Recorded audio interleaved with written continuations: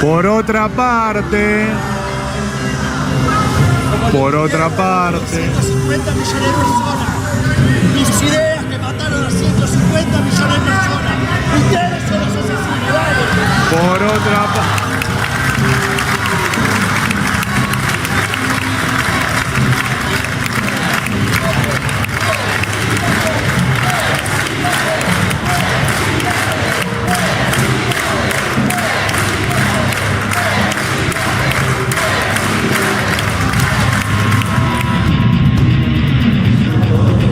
Presidente, ¿por qué sostiene a Adorni? Presidente, por la mano. Presidente, ¿es corrupto? Corruptos son ustedes. Mi coro de Adorni, presidente. Presidente, no se vaya. ¿Alcanza lo que dijo Adorni? Alcanza. Presidente, chorro, corrupto. ¡Abra la sala! Tal vez será por su pasado de arquero, tal vez será por cierta concepción futbolística que tiene el presidente Javier Milei sobre los buenos y los malos. Una simplificación que no parece digna de tener que administrar algo tan complejo como la política de un Estado. Tal vez porque es el momento donde más cómodo se siente. Lo cierto es que lo que vimos en el Congreso fue un presidente más cercano a un líder de una barra brava que a un presidente de la nación, como él mismo dijo en la última intervención, presidente de todos los argentinos. Y ahí es donde uno dice, bueno, pero ¿para qué el presidente hace esto? ¿Qué es lo que busca? ¿Qué es lo que gana? Un presidente que más bien parecía en un paravalancha en lugar de un palco del Congreso. ¿Para qué lo hizo? ¿A quién estaba dirigido ese mensaje? Uno puede decir que los primeros destinatarios eran los ministros que no daban la cara por Adorni durante todo este tiempo, que evitaban dar entrevistas. Ahora dicen que bueno, que ya Adorni dio las explicaciones del caso y podrán volver a los canales de televisión a explicar las partes que les corresponden a su gestión. El otro mensaje, el otro así, mensaje de decir, bueno, acá estamos para bancar los trapos, es hacia la justicia, porque si un presidente defiende a alguien tan acorralado por escándalos de corrupción como es el jefe de gabinete Manuel Adorni, ¿qué le está diciendo a la justicia? Nosotros lo bancamos. ¿Y cuál es la moneda de cambio que se sabe que tiene el presidente Javier Milei y sobre todo el ministro de Justicia entre sus manos hoy por hoy? La designación de una cantidad de jueces, fiscales, camaristas, y con eso están especulando. Fíjense, cuando se ratificó la ley de la reforma laboral hace un par de semanas, inmediatamente, al día siguiente, salió publicado que el gobierno y el Poder Ejecutivo Nacional le iba a extender por 5 años más. Vale decir que uno de los jueces camaristas que firmó el acuerdo para mantener la reforma laboral se podía quedar hasta los 75 años, casi como una moneda de cambio. Del mismo modo, después del apoyo a Adorni, el juez Ariel Lijo, haciendo caso a lo que le dice la Cámara Federal, ¿qué hizo? Dijo, bueno, los audios de Españolo hay que peritarlos ahora para saber si fueron hechos con inteligencia artificial, si están editados, qué son, porque lo que ronda es la idea del gobierno de hacer caer toda la causa Andís, ese pozo de basura donde nos enteramos que un amigo del presidente Javier Milei había hecho, junto con el DOS, con Daniel Gabregini, habían armado un esquema para cobrar sobreprecios y convertirlos en coimas, con cosas tales como medicamentos para discapacitados, prótesis, sillas de ruedas, audífonos, mientras sospechaban e instalaban la duda sobre los discapacitados en general, ellos cobraban más caro y después robaban por otro lado. Esa causa puede llegar a caer porque los audios que por otra parte no fueron utilizados en la investigación sean considerados con la teoría del fruto del árbol envenenado. Vale decir que si la primera prueba no es legal, todo lo demás que se descubrió se cae. Esa es la esperanza del gobierno. Y entonces el gobierno, con el presidente barra brava ahí, que faltó que ponía el pulgar para arriba, faltó que fuera como en el circo romano, que pusiera el pulgar para abajo, que arengaba a los diputados propios, que arengaba a los militantes de las barras que estaban en los palcos, él está enviando un mensaje también a la justicia diciendo vamos a bancar a quien sea, incluso a un tipo que tiene una conducta tan impresentable en sus gastos como el jefe de gabinete Manuel Adorni. por supuesto, como parte del presidente Barra Brava, de esta caracterización del presidente Barra Brava, que la semana pasada nosotros lo analizamos como un presidente con un ejercicio paranoico del poder, están los insultos. Y acá me quiero detener porque se conoció esta semana un informe sobre la cantidad de insultos que profiere el presidente Barra Brava. Sí. La mayoría de ellos están dedicados a la prensa, pero en esto hay que decir que los periodistas no tenemos la exclusividad, también es para los economistas, para los que le discuten, para todo aquel que discute algo que tenga que ver con el presidente, hay insultos preparados. Esta es la presentación del informe de FOPEA que se hizo esta semana, donde ahí, se los voy a leer para no equivocarme, FOPEA es el Foro de Periodistas Argentinos, que hace un informe anual y analizó, dijo, desde que asumió Milei, tuiteó 110.000 veces. Eso arroja un promedio de 400 tweets por día, de los cuales 60 de esos tweets, 60 de esos 400 tweets han sido insultos contra alguien. O sea, al presidente que se mostró como un Barra Brava yendo al Congreso a arengar a su propia tropa y llevó militantes para que molestaran a los políticos opositores que querían discutir con Adorni, se agrega el presidente insultador. Puede que no tenga el Nobel de Economía, pero seguramente va a tener el libro Guinness del presidente más insultador en la historia. 60 insultos por día, entonces, profiere el presidente Javier Milei. Entonces uno dice, bueno, pero tanta gestión en Twitter contrastan con la escasa gestión del Estado. O sea, estamos frente a un presidente que insulta más de lo que gestiona. Es un dato, qué sé yo, puede ganar las elecciones, pero el dato objetivo es que dedica más énfasis a insultar a los demás en esta lógica del ejercicio del poder paranoico que está teniendo el presidente Javier Milei, cada vez más acelerada, que lo que dedica a gestionar. Otra organización, Reporteros Sin Fronteras, ¿sí? Cuando asumió Milei, la Argentina estaba en el puesto 40, ¿sí? Y la situación era satisfactoria. Reporteros Sin Fronteras es una organización que sigue el estado de la libertad de prensa en los diferentes países y, por supuesto, los peores son Venezuela, China, digamos, no es precisamente una organización comunista, como le gusta simplificar a Milei. Bueno, ¿qué es lo que pasó durante el ejercicio del poder del presidente Javier Milei? La Argentina retrocedió 58 puestos, está en el puesto 98, cerca de países africanos que no se caracterizan precisamente por su libertad de expresión. El presidente considera que todo esto él lo puede hacer porque alguna vez a él también lo insultaron por redes o algunos periodistas lo insultaron. Escúchenlo. Y han dicho de todo tipo de barbaridad sobre mí. Digo, me han acusado de incestuoso, de zoofílico, de pedófilo, de todas cosas. Por lo tanto, creo que tengo derecho a defenderme. O el principio de no agresión, ¿ustedes creen que qué cosa es? Es decir, digamos, ustedes pueden contestar. No es que los periodistas pueden pegar y decir cualquier mentira y ustedes se la tienen que aguantar. Digo, y eso no afecta a la libertad de expresión.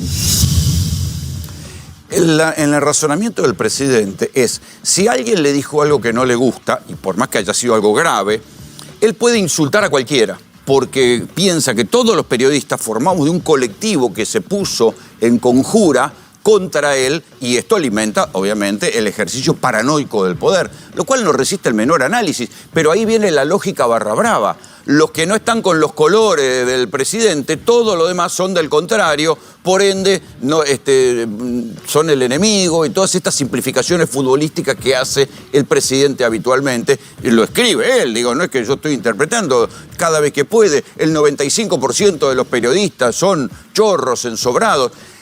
¿Qué tienen que ver los pobres compañeros que estaban ahí esperando en el Congreso y le preguntaron por Adorni, y le preguntaron si iba a abrir la sala de periodistas, los trató de corruptos y de chorros?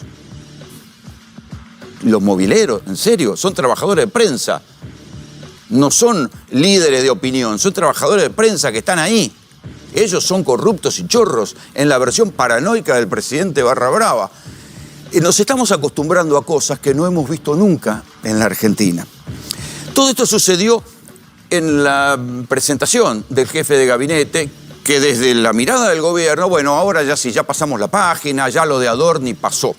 Pasó lo de Adorni verdaderamente, porque hubo un episodio nuevo en la Cámara de Diputados y hubo otro que se conoció hoy por la mañana que otra vez vuelve a traer el tema de Adorni, casi ya con ribetes, ¿cómo decirlo?, grotescos. ¿Qué era la casta en la versión Milei antes de que apareciera Adorni? Aprovecharse del Estado para beneficio propio, pequeños actos de corruptela, utilizar, por esa fascinación que tienen los funcionarios por las alfombras rojas, utilizar los autos en beneficio propio, viajar con familiares. De hecho, Adorni mismo había prohibido que viajaran los funcionarios con familiares hasta que él decidió subir a su esposa al vuelo a Nueva York. Bueno, un diputado le dijo, señor, ¿y su esposa para qué tiene la custodia? Escúchenlo. Usted sabe que su esposa, desde el mismo momento en que usted asumió la vocería, tiene custodia policial. Tiene un auto oficial, un Ford Focus en aquel momento, y tres equipos que cumplen el servicio de custodia. El régimen de trabajo es de 24 por 48 horas, es decir, son 6 personas, Policía Federal, que la llevan, se ocupan de la custodia de su esposa. Ahora, el tema es que su esposa usa esta custodia para ir a la manicura, para llevar a sus hijos al colegio o para ir reiteradas veces a la fernetería, un bar de moda que está en la calle Serrano, en el barrio de Palermo. A las 4 de la mañana la policía la tiene que esperar y volver a traer a su casa. Entonces, le pregunto, ¿qué riesgos reales o qué amenazas sufrió su esposa Bettina Julieta Angeletti o su grupo familiar para que le asignaran una custodia que estamos pagando todos los argentinos hace 2 años? ¿Y para qué la custodia? Para que la lleve a la fernetería con sus amigas a tomar unas copas y la devuelva a las 4 de la mañana a su casa, presidente. Habitualmente Adorni, frente a estas cosas, dice, esto es mi vida privada. Sí, pero la plata es de todos. Hasta antes de que asumiera Milei y Adorni, eran mecanismos de la casta estos privilegios. ¿Cuál fue la reacción del jefe de gabinete? Denunciarnos al diputado Tailiad por espionaje, cuando en verdad no hace falta. Para saber todo eso bien podríamos habernos enterado nosotros los periodistas, porque nunca falta el herido que cuenta algo, el policía federal harto de los manejos de tener que estar en la custodia que habla, y además, en definitiva, son actividades públicas, no son actividades que se puedan conocer necesariamente por haberlas seguido a la esposa de Adorni. El dato interesante es que Adorni tampoco reconoció que fuera falso. Dijo, lo voy a denunciar por espionaje. Primer dato como para pensar que el caso Adorni no está terminado por más que el presidente y los ministros digan que sí. El segundo dato se conoció hoy y es, ¿se acuerdan que nosotros les contábamos que no solamente estaba el viaje a Aruba, donde Adorni había gastado en total, entre los vuelos, el alojamiento all inclusive y todo, había gastado $14.000 porque había ido con su familia, con los chicos, $14.000. En un momento donde justo él en la última conferencia de prensa había dicho que el presidente Javier Milei le había aconsejado a los ministros que se tomaran vacaciones en el exterior o en la Argentina, pero con austeridad.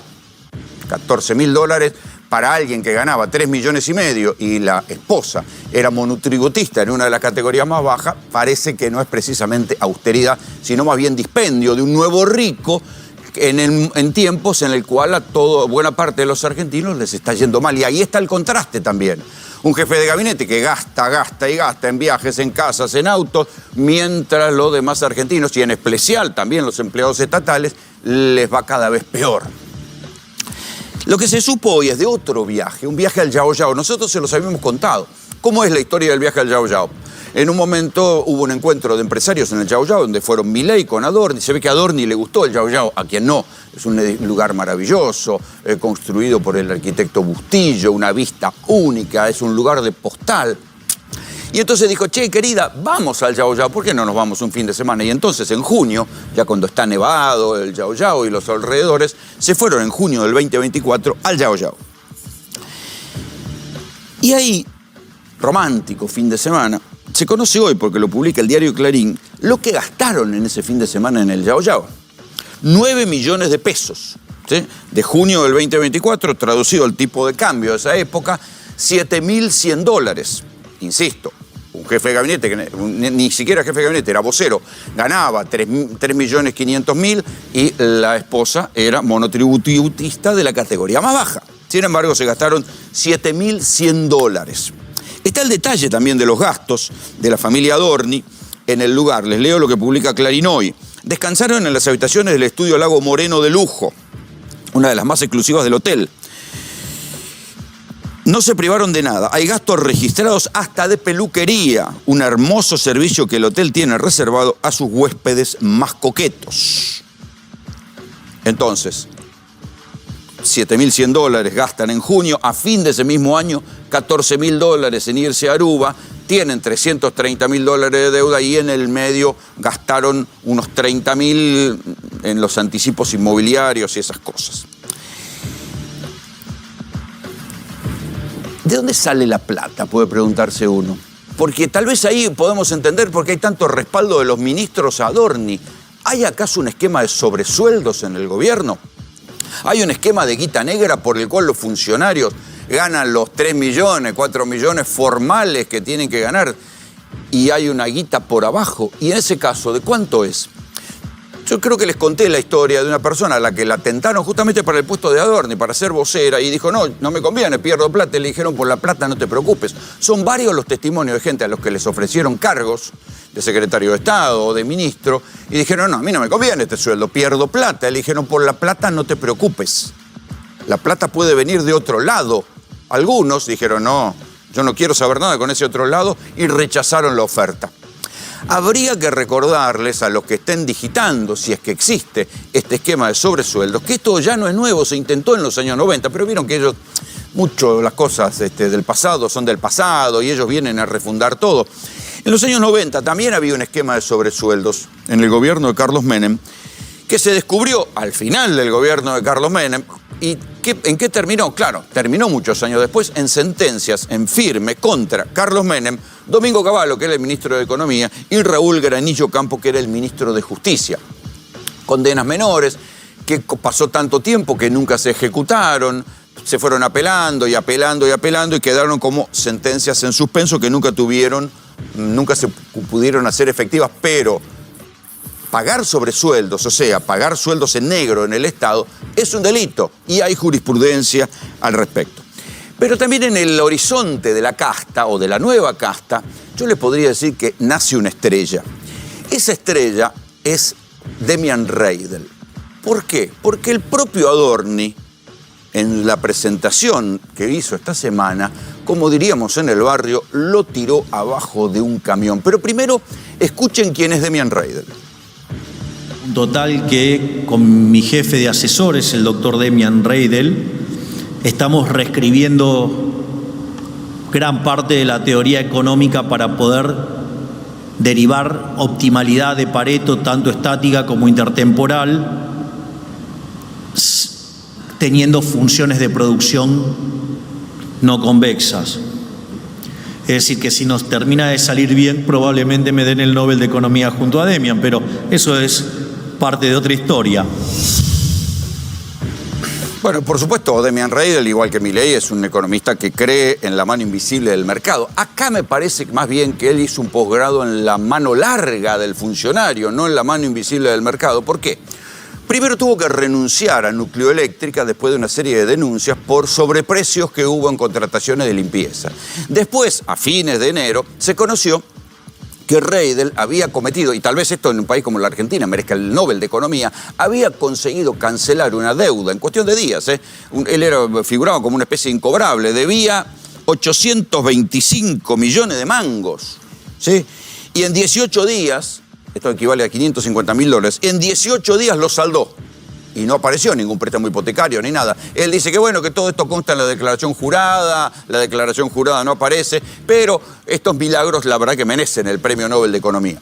La cuestión es que el señor con el que Milei estaba escribiendo la teoría y reescribiendo la teoría económica para ganarse el Premio Nobel de la Economía, Durante su gestión en Nucleoeléctrica Sociedad Anónima, ¿qué es Nucleoeléctrica? Es la empresa que maneja las 3 centrales nucleares de la Argentina, Atucha y Embalse y Atucha 2.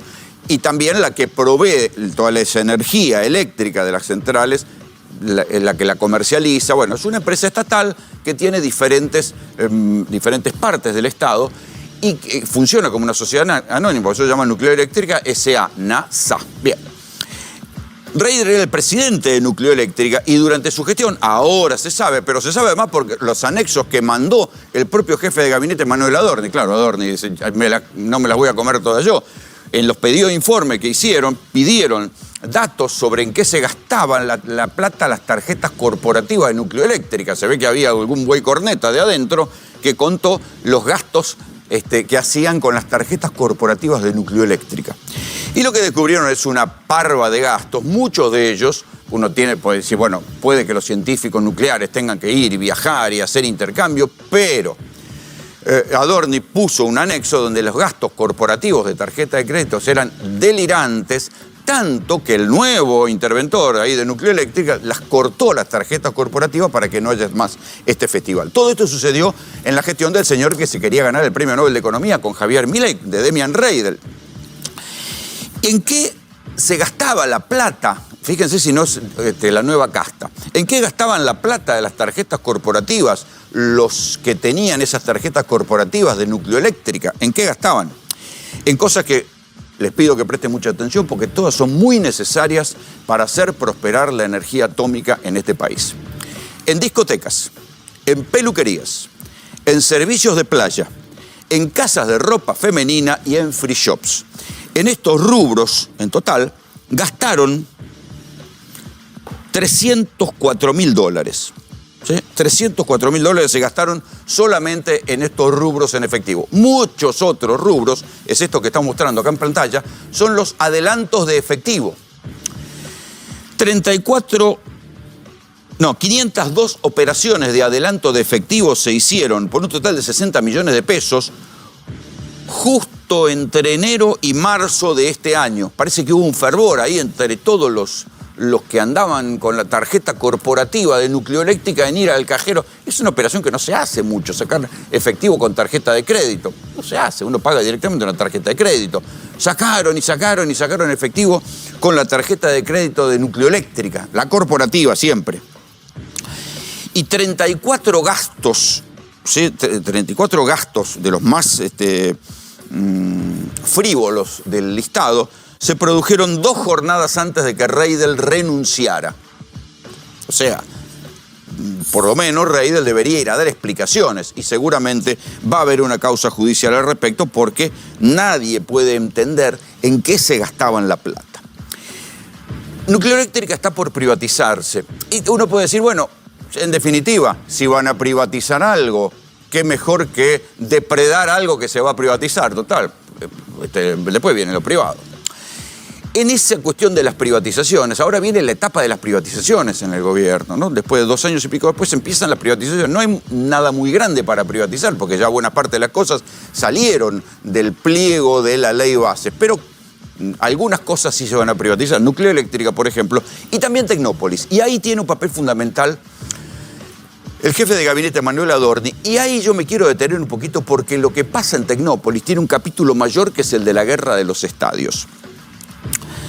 Quiero que vean una foto, porque ahí van a entender cómo funciona la puerta giratoria en el gobierno y en el país, ¿no? Pero yo les conté ya que Adorni tenía a su cargo buena parte de la supervisión de la manera en que se iba a privatizar Tecnópolis, ¿sí? Y que tenía trabajando en su equipo a una señora que está ahí, que se llama Mara Gorini, que, digamos, fíjense lo que es hacer patria, decidió dejar un grupo de comunicación que se llama el Grupo Foggia, conocido como el Foggia Group, donde ella era directora del grupo, tenía un cargo gerencial, decidió dejar ese grupo para ir a ganar ¿cuánto? 2,5 millones de pesos, trabajando con Karina Milei. Eso sí que es hacer patria. Quedó su esposo se llama Marcelo Dioniso, quedó trabajando en Foggia Group. Bueno, ¿qué es lo que está por pasar Foggia Group, asociada con el grupo Wertheim, el de DirecTV, se van a quedar con Tecnópolis y que va en la privatización. ¿Y qué van a hacer en Tecnópolis? Un shopping, y se van a quedar con un estadio para 12.000 personas, justo en General Paz, en la zona norte, un lugar súper codiciado para hacer negocios. Y ahí es donde me quiero detener en la cuestión de la guerra de los estadios. Pocas cosas funcionan o pocas industrias dan plata hoy en la Argentina. Una de ellas es la industria del espectáculo. Con el dólar barato y teniendo una capital como Buenos Aires, donde hay mucho consumo cultural y mucha avidez y hay mucha costumbre del público, que por algo todos los que vienen acá dicen que es el mejor público del mundo, mucha costumbre de consumir artistas internacionales. Y también ya sabemos que en la inestabilidad monetaria, los artistas que a vos te gustan, los ves una vez y andás a ver cuando los volvés a ver, tú, cada vez que viene alguien de nivel internacional, uno dice, bueno, gasto lo que sea para verlo porque andás a ver cuando vuelve en esta Argentina con el dólar tan cambiante.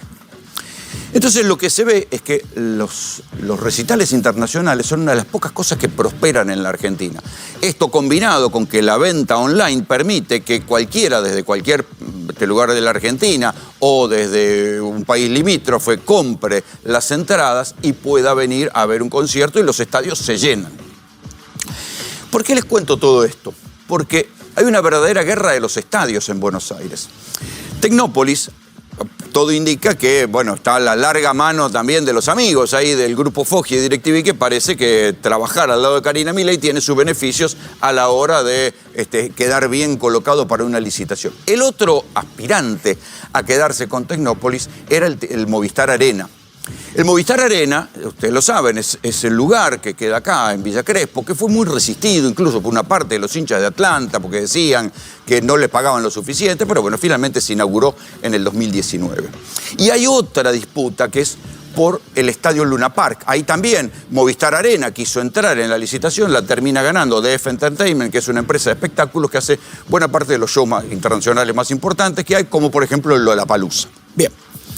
En esa guerra de los estadios, ¿qué fue lo que se descubrió?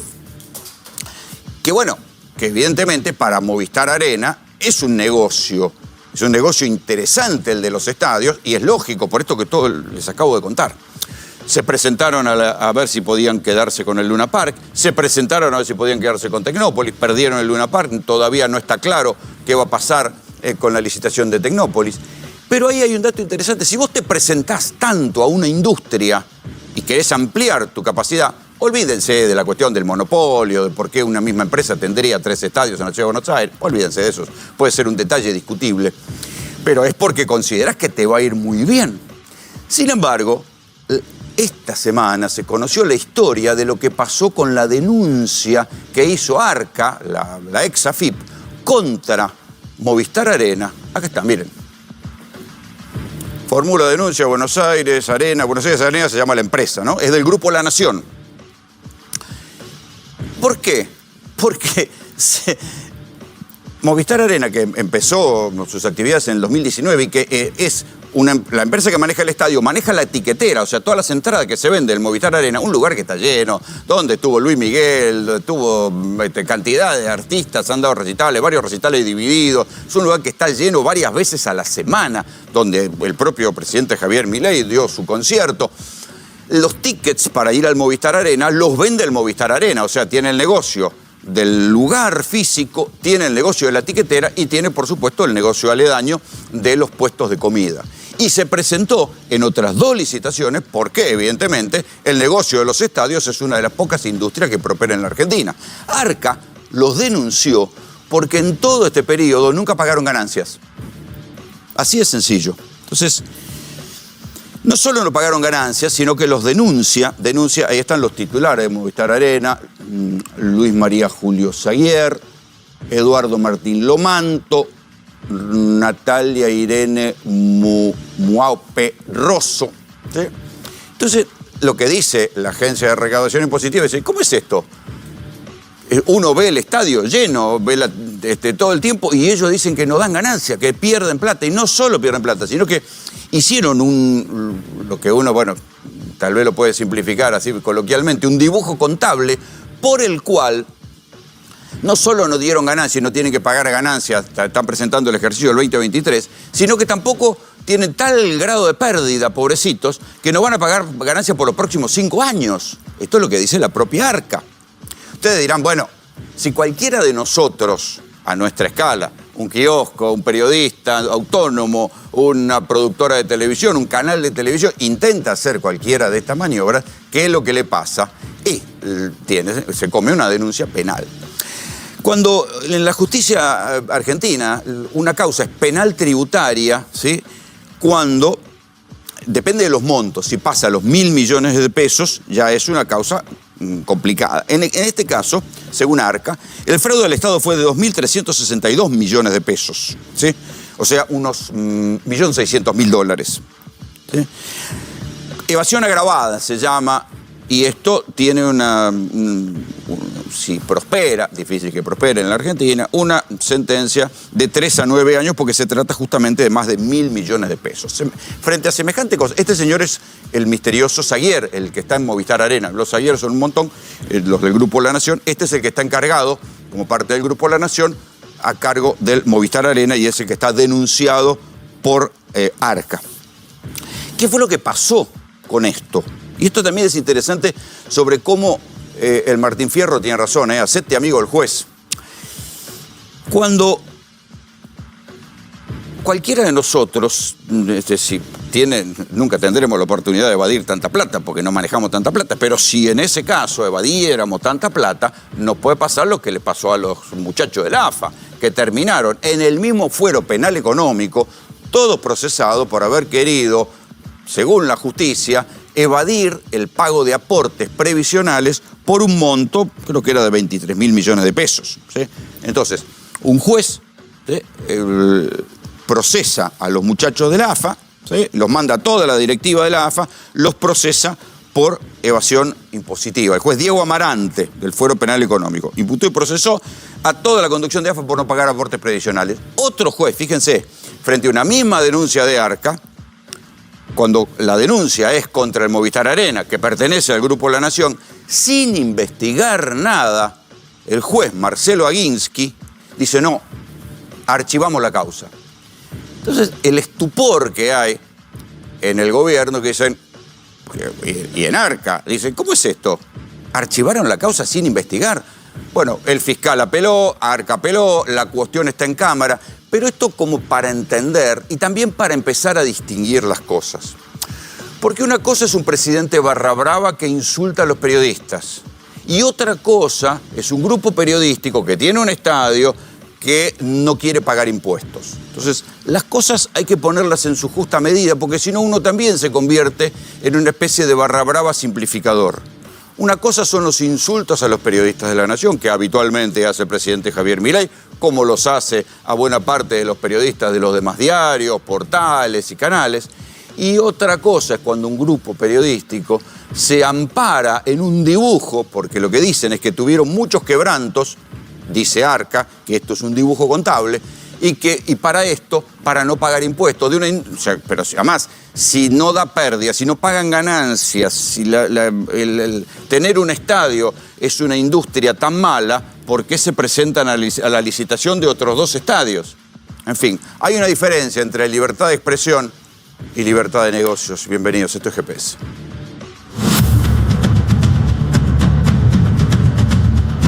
Las denuncias de corrupción siguen impactando negativamente la imagen de Javier Milei. Este gobierno es más, menos o igual de corrupto que los anteriores. ¿Qué opinás de los hechos de corrupción denunciados en el gobierno? Se tienen que ir esta gente. Esto es algo muy extremo ya, se nos ríen en la cara. ¿Qué opino? Nada, que Adorni hizo lo que hizo, punto. Obviamente que tenemos que todos poner nuestro granito de arena, porque no solo el problema es el gobierno, sino dentro de nuestras casas, que desde ahí es un pequeño gobierno. No sabemos administrar la plata. Si le damos al pobre plata y no la sabe administrar, pues se la va a gastar. Y gravísimo que lo sigan defendiendo. Corrupción va a haber siempre. Ni una para el pueblo, ni una para el trabajador, todo para ellos. ¿Qué opino? Que se tienen que ir todos juntos, se tienen que agarraditos de la mano, se tienen que ir todos, desde el presidente con todos los ministros que tienen, son todos iguales. Entran con una pantufla, una chanqueta, cualquiera del gobierno y salen multimillonarios. Eso se ve, ya estamos cansados de todo. ¿Crees que este gobierno es más, menos o igual de corrupto que los anteriores? Es el peor de todos.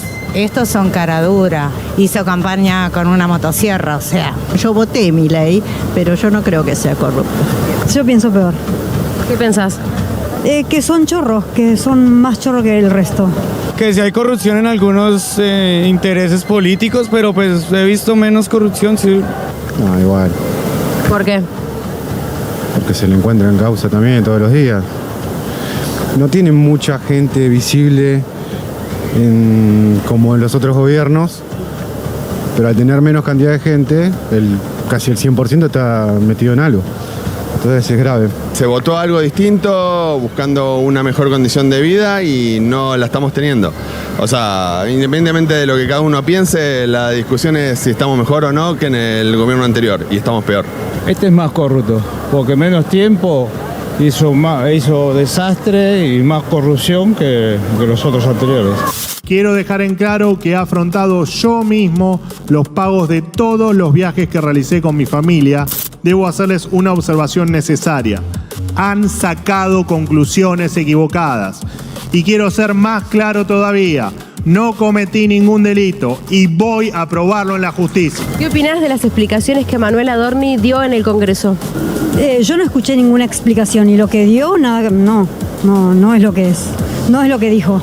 No dio ninguna explicación.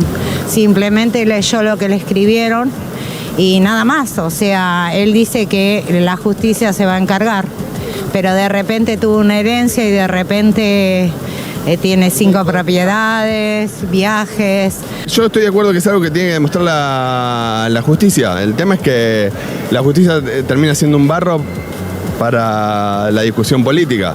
Pues tienen que mirar a ver si fue recursos de la gente, si no, pues él tiene sus propios recursos. Imaginen tanto tiempo trabajando, yo creo que el tipo tendrá también para viajar. Si tengo yo que soy de la clase media obrera, trabajadora. Es que no dio explicaciones directamente. O sea, las preguntas no se leen, las preguntas se contestan. O sea, que estaba todo arreglado y directamente no dijo nada. Yo creo que Adorni es un corrupto. Como siempre, diciendo pelotudeces y cagándose de risa de todo el pueblo argentino. Y le buscaron la vuelta para zafar. Pero para mí está flojo de papeles igual. Es un tipo cara dura. Él no puede justificar, ¿sabe qué? Con un sueldo de un periodista, todo lo que se gastó y lo que se está gastando. Milei, el día que se termine su mandato, espero que no se raje a Israel.